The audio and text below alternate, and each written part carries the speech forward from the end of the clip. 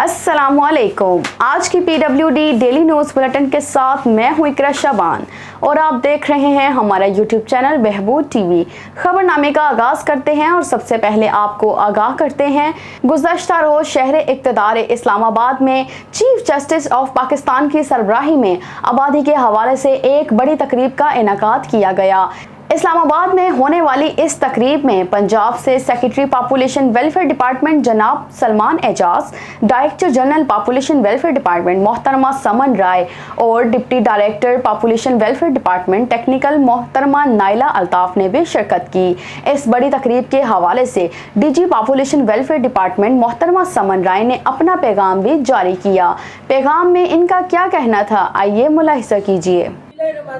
My name is Saman Rai. I am working as the Director General, Population Welfare Department, Government of Punjab.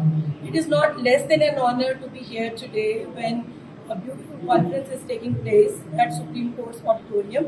I think jagah hi itni badi hai कि uska magnitude we can all imagine. But the topic is even bigger than that. It is deliberating upon a future for all Pakistanis which would be resilient and full of optimism. Population is just not a head count. I think it is a collection of lots of aspirations and ambitions. So today we talked about lots of issues facing the population welfare, and family planning I think is one of the tools for slowing down population growth. Lots of speakers came from all parts of Pakistan, sat together, talked together, and I think it is a golden opportunity for all the practitioners, policy makers to come together to a prestigious platform which is headed by no one else than the Chief Justice of Pakistan. So I think coming from Punjab, it is a big honor for us. He appreciated the efforts made by the Government of Punjab and especially Population Welfare Department, Government of Punjab, जो साल से आवाम की खिदमत के लिए कोशा है।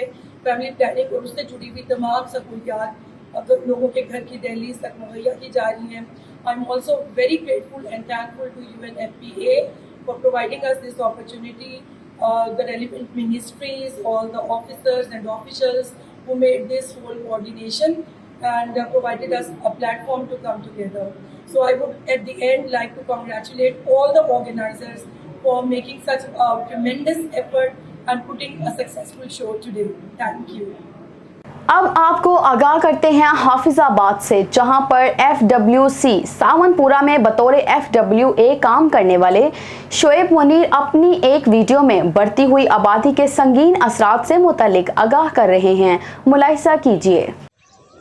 बिस्मिल्लाहिर्रहमानिर्रहीम।